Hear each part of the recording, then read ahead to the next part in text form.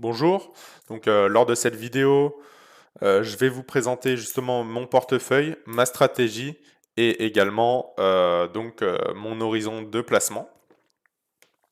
Donc cette vidéo a pour but justement de porter sur la valorisation de mon portefeuille au cours des mois et des années. J'ai adopté la stratégie justement long terme, sur un horizon de 20 à 30 ans à travers justement le DCA dans les ETF. Le DCA, c'est chaque mois, je place une somme d'argent sur certains ETF qu'on va voir par la suite. Un ETF, c'est un panier d'actions qui, si j'investis sur un ETF, l'ETF investit pour moi dans environ, ça dépend, dans 500 actions par exemple. Par exemple, pour le S&P 500, c'est les 500 plus grandes capitalisations des États-Unis. Donc, euh, je tiens à préciser, avant que je vous présente tous les ETF dans lesquels j'investis, je ne suis pas conseiller financier. Moi, j'investis pour le plaisir, pour la retraite forcément. Et, euh, donc, cette stratégie peut être bonne comme être totalement mauvaise. Moi, je fais ça pour le plaisir et pour l'expérience et le retour d'expérience justement que ça va me donner. Donc là, on peut voir par exemple ici, la grande courbe, c'est une action qui m'a été donnée par le lien d'affiliation. Je ne sais plus combien c'était, mais cette grande courbe, c'est pas une action. Donc normalement, la courbe ici devrait être en dessous. Mais ça, donc pour l'instant, c'est pas notre problème. Et du coup, c'est pour ça qu'on est dans le positif, alors que normalement, on serait plutôt dans le négatif. Donc si on voit sur la journée, on est en moins 0,34. Mais bon, vu que c'est une stratégie long terme, en soi, je vous dis, ça m'intéresse peu en journalier, ça serait plus dans le futur annuellement que ça m'intéressera. Donc on va passer justement au document Excel que je vous ai créé, enfin que je me suis créé pour avoir un suivi donc chaque mois. Donc là on peut voir juillet, août. Les actions dans lesquelles j'investis pas dans le MSCI World euh, car je trouve qu'il y a trop euh, d'US dedans. C'est pour ça que j'investis séparément dans l'Europe et dans l'US. À travers le FTSE Develop Europe. Donc euh, qui, qui correspond au MSCI World Europe, mais du coup uniquement pour l'Europe, et dans le S&P 500 qui correspond aux US. Donc 25-25, donc 50% de mon portefeuille sur l'Europe et les USA. Ensuite, il y a 20% dans les pays émergents à travers le MSCI Emerging Market. Donc c'est sur les entreprises des pays émergents qui commencent à se développer. Et donc pour moi, les pays émergents sont amenés à avoir de grosses capitalisations et pourquoi pas un jour arriver à l'égal soit de l'Europe, des US, on ne sait pas, peut-être. Je préfère investir dedans au cas où. Ensuite, j'investis dans le Russell 2000, donc c'est les petites capitalisations des US. C'est les petites boîtes qui ont une croissance économique énorme. Et donc, j'ai pas envie de passer à côté de cette tendance. C'est pour ça que j'investis 6% de mon capital.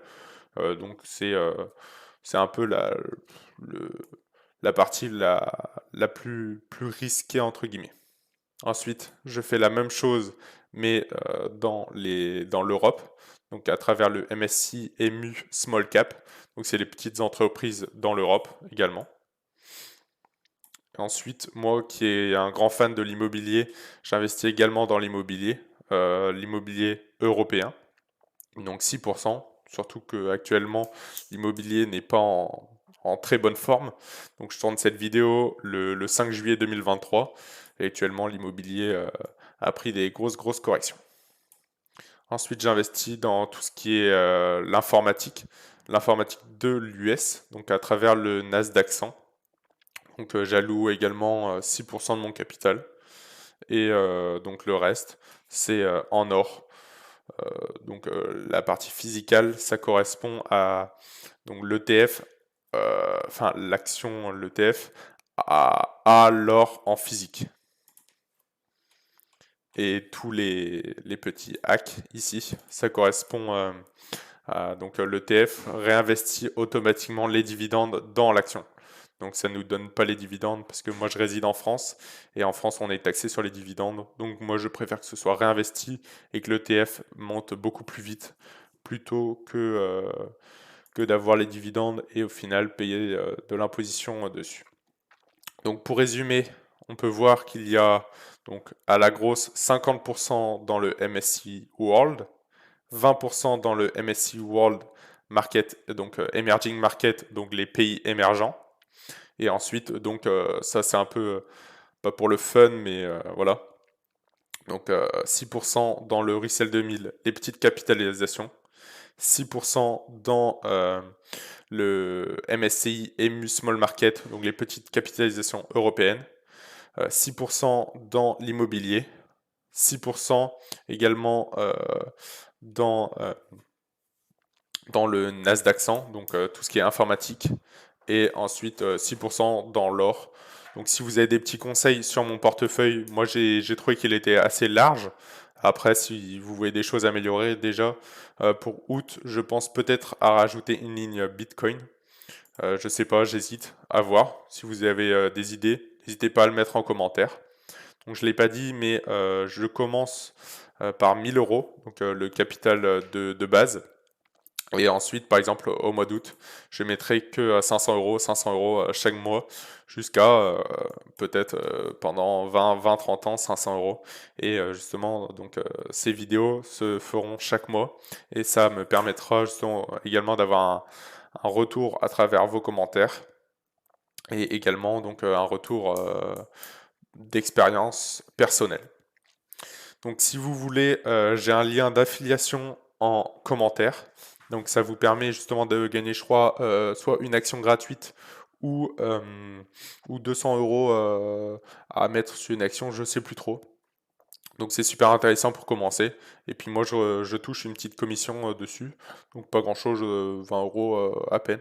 Donc si vous pouviez faire ça, c'est super, ça serait super sympa.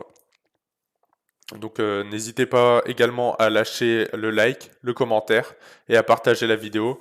Et si vous le souhaitez, faire la même expérience avec moi euh, et peut-être avec des sommes un peu plus conséquentes ou plus réduites, comme vous le souhaitez. Merci de m'avoir écouté. Bonne journée. Au revoir.